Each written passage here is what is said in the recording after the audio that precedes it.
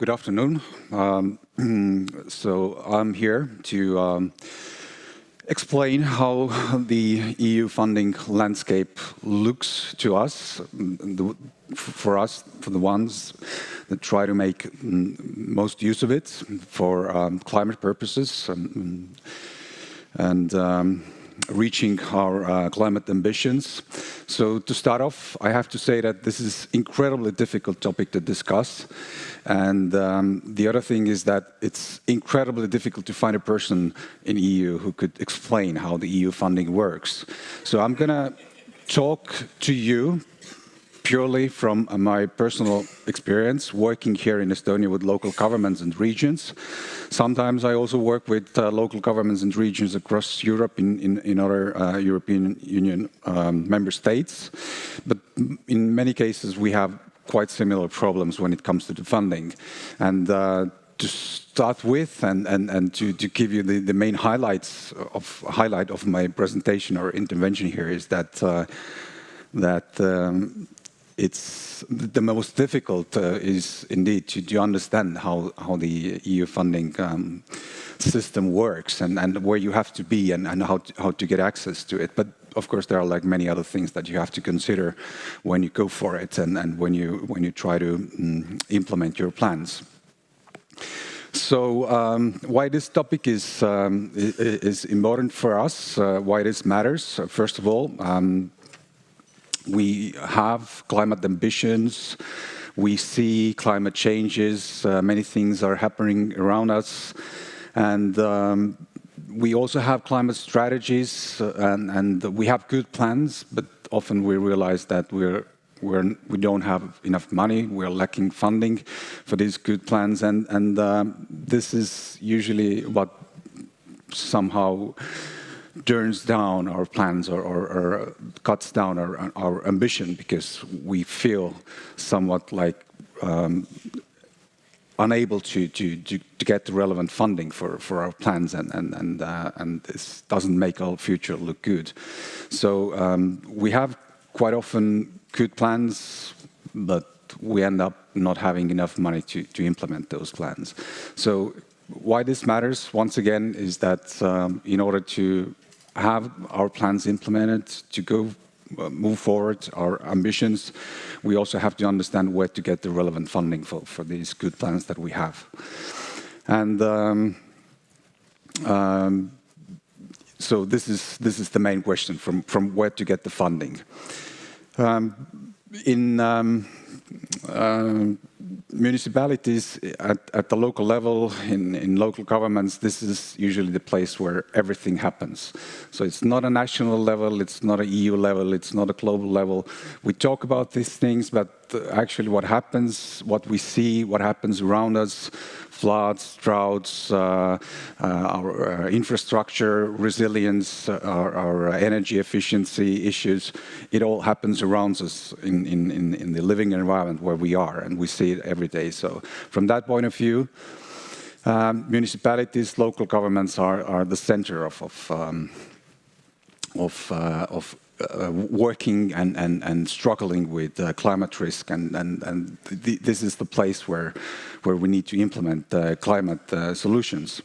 And putting it into more practical terms, so in cities, at the local level, what do we have? We have roads, we have mobility, we have water management, we have spatial planning, we have energy systems, urban infrastructure. Everything has to do something with climate. Everywhere we have to consider how the climate will affect those systems in the future. 75% of Europeans live in cities, and roughly around 70% of global CO2 emissions come from the cities. So therefore, when we have climate objectives, climate targets that we are going for and trying to achieve those targets, so the practical place where this should happen and has to happen is cities, our own living environment. As said already, plans may be good, plans may be efficient, plans may be nice. It's nice to read those documents, but if the investment is not there, nothing will happen. Many cities already have climate resilience plan, adaptation plans, energy plans, sustainability strategies, but this doesn't solve the issue. This doesn't take us any closer to our targets. And looking what is happening in Europe, in the European Union, taking the data from the mission cities, there are like 28 EU mission cities, they predict, they plan investments worth 300 billion euros, which is the investment gap, which is basically the money that we're missing to implement our plans. And not taking into account what we have in our plans, the damage that the climate change is causing us is annually approximately 45 billion euros. So these are the things that we have to consider when we go for EU funding, when we try to think about where to get additional funding. These are the numbers that we are trying to address, trying to lower the damage, trying to be more prepared when doing more investments. And when it comes to the EU funding, then in general, the EU funding is only one part of funding that we normally use. So at the local level, we have local funding available. We also have national funding available. So this is the most typical situation in every country in Europe, that we can use different sources. But what is important here to know is that even that is not often enough. So we need to cooperate. We need to understand what are these different sources. We need to understand what types of projects we have, what sort of funding we need, what sort of financial support do we need. So it's good that we know that these different funding mechanisms are already there, but we have to be more specific when it comes to the specific projects. And again, from the perspective of local governments, we have to keep in mind that approximately 55% of public investments happens at the local level. So to support the local level, to make municipalities to keep them strong, to make them strong in terms of getting additional funding and making their plans work is one of the most important tasks for me in my work and also for local actors who work in local governments and municipalities. To give you a big picture how this works, so usually national funding focuses more on issues that relate to core public services, infrastructure, maintenance, scaling proven solutions. And when we look at the EU level funding, then EU level funding mostly and most frequently focuses on innovation, testing new approaches, cross-border cooperation, and knowledge transfer between regions. So the important point here is that EU funding helps cities to innovate, collaborate, and develop scalable solutions. And if these solutions are scalable, then usually these solutions are already taken care of or funded by the national budget or local budgets from funds that are already there.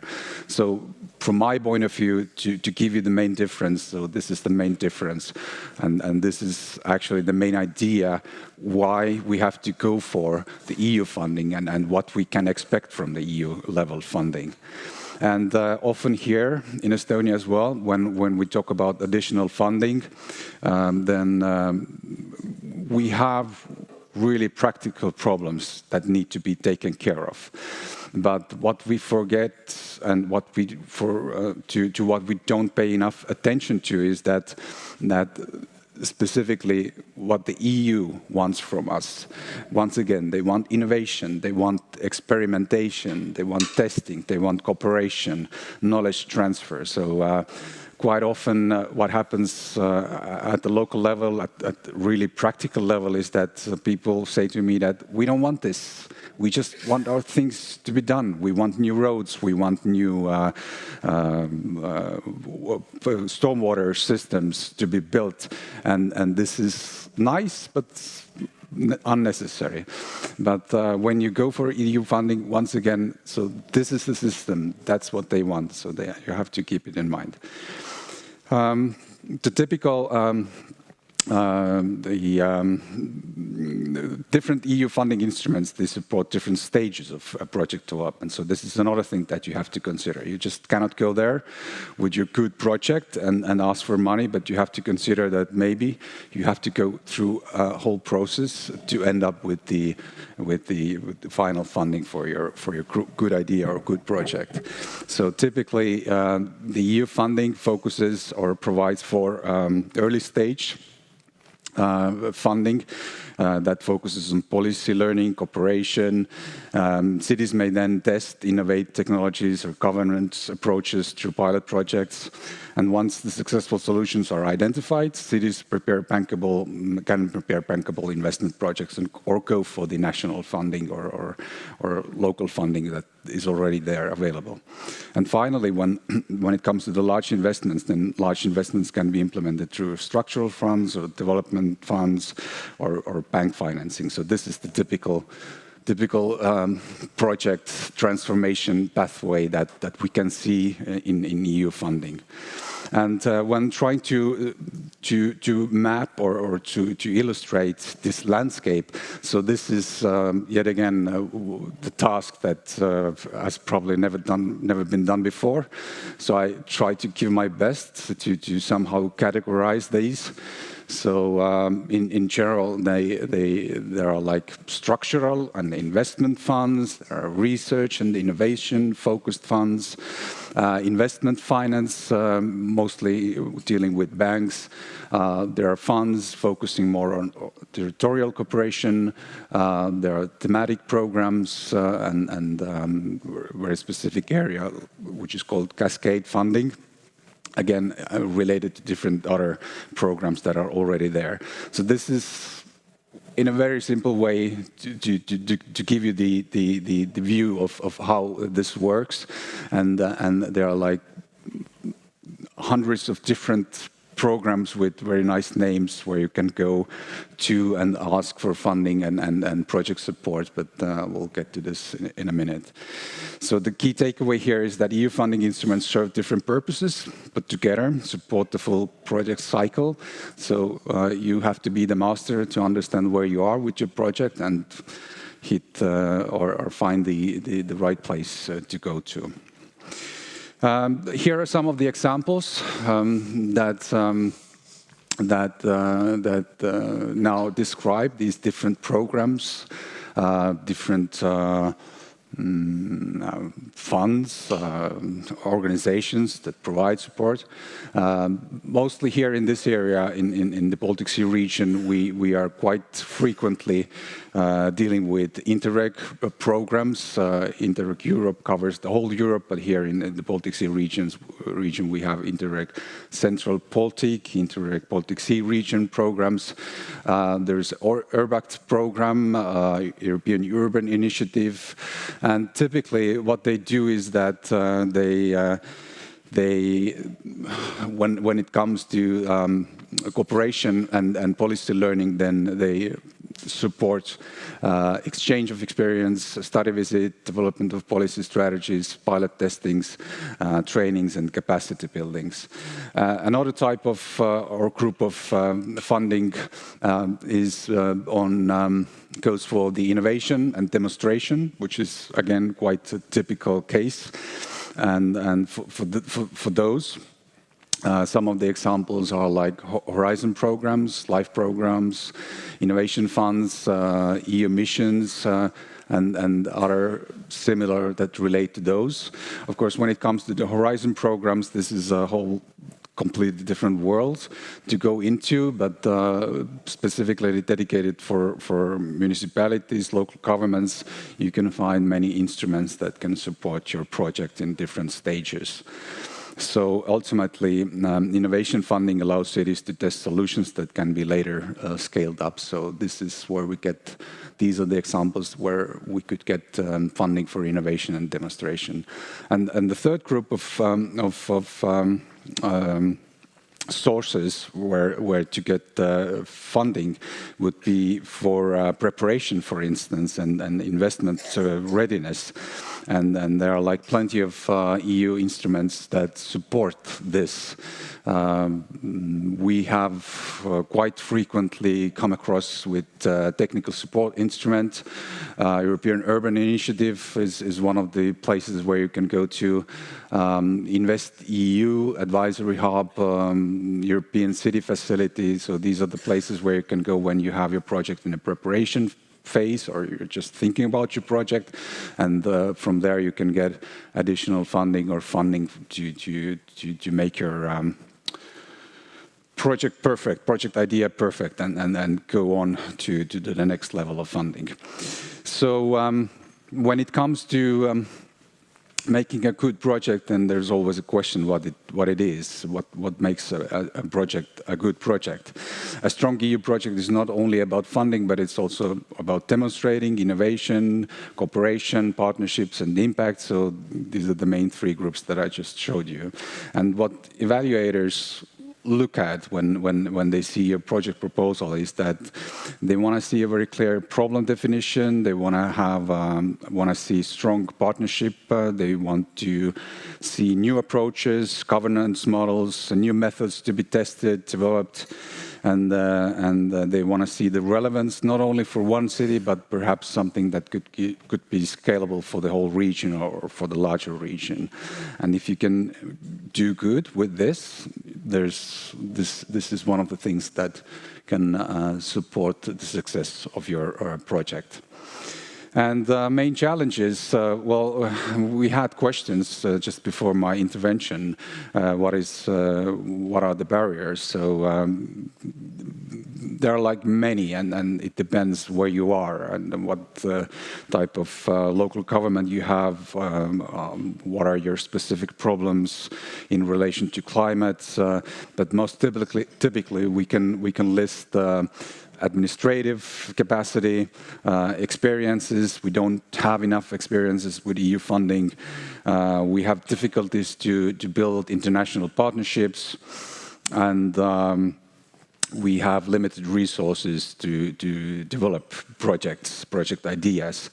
And smaller cities are often most vulnerable to these because in many cases they might have all these barriers present at the same time. So again, also to overcome these barriers, you would have to work with your capacity building and cooperation that can make this work for you and make you stronger in going through this process.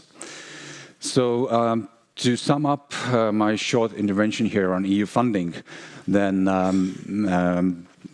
I would like to say first that cities play a central role in climate mitigation and resilience because many of the most important decisions on infrastructure, mobility and buildings are taken locally. So we have to look what we do at places at the local level because this is where change takes place.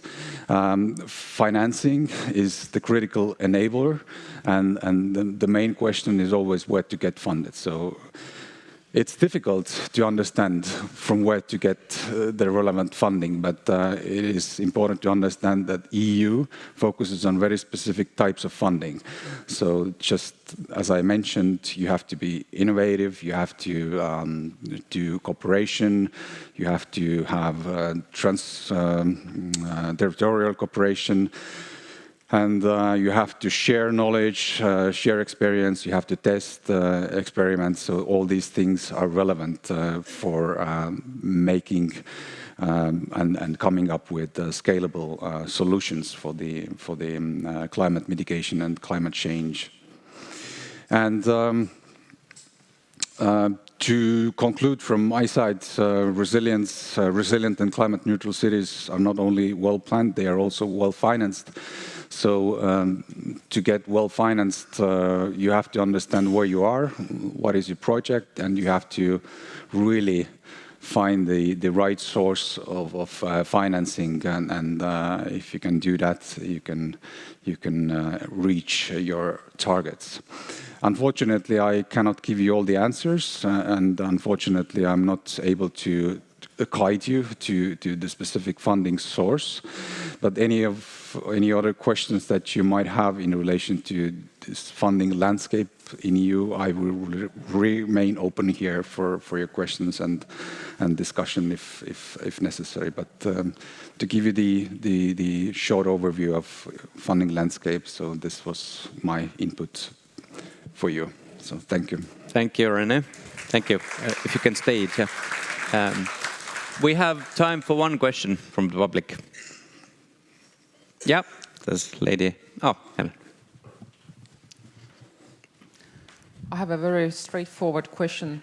We all know in Estonia it's quite challenging to talk about climate these days, especially in terms of local municipalities, because of the political mindset. So the question is, from the state perspective, how is the state sort of having a dialogue with the municipalities that they would take on climate as a serious topic?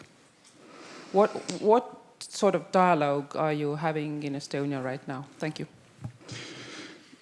So there are like across Europe, we have different approaches how we address climate issues, climate targets, climate neutrality as such. In Estonian case, this approach is more at the state-focused. So the government, national government, defines the objectives. The national government describes the targets in relation to the climate change.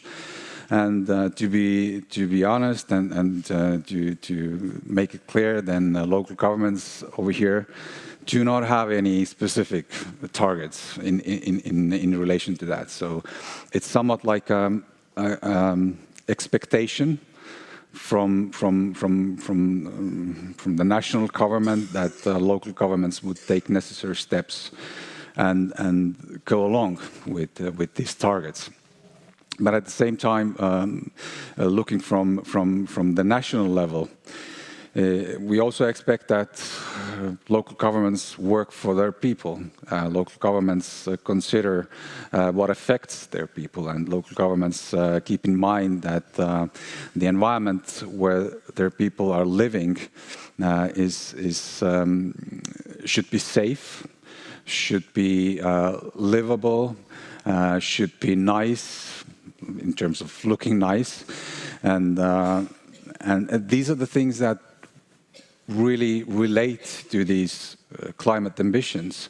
So we could say that for sure there are like no specific targets for the local governments, but at the same time there are things that should happen anyway. So when it comes to your question, how do we keep this dialogue? So the honest answer is that there is no direct dialogue, daily dialogue with local governments and between the national government on climate issues, but there are like many different processes, ongoing instruments, legal instruments, regulatory aspects in place to guide this process. And for instance, when it comes to the regulations, then we could start with national level plans, climate resilience plans, national energy and climate action plans, and these are the ones that should get the input from the local level. So we expect the same thing to happen at the local level. And I think from the practical point of view, the most understandable cooperation and most understandable dialogue takes place with the national government and the local government when it comes to the funding. So national funding sources are the ones that support local actions, and this is where the dialogue takes place when local governments apply for funding from the national sources, and this is the place where we discuss more specifically what needs to be done, how you plan your things, what is the future perspective, what really needs to be funded. And one of the instruments that we are now pushing forward and trying to work with local governments is local climate and energy plans that we expect to have for every local government here in Estonia. And those documents are the ones that should be the basis for the dialogue in the future. But still, there are like not many, but some of the local climate and energy plans are missing. So we do expect that these will be in place all over Estonia, and they will be the documents that we can discuss climate issues with local governments. So it was perhaps quite a long answer. But I Did you get your answer, Helen? Hope you get the idea that there is no direct telephone line. So I'm probably the most direct person to have this dialogue with, because this is one of my specific tasks at the ministry, to be in a dialogue with the local government. So if you feel that you don't have this dialogue, so dial my number, I'll be there for you. Thanks. Perhaps this topic needs a separate event. But yeah, thank you indeed, Rene Reisner. Thank you. Let's have a applause.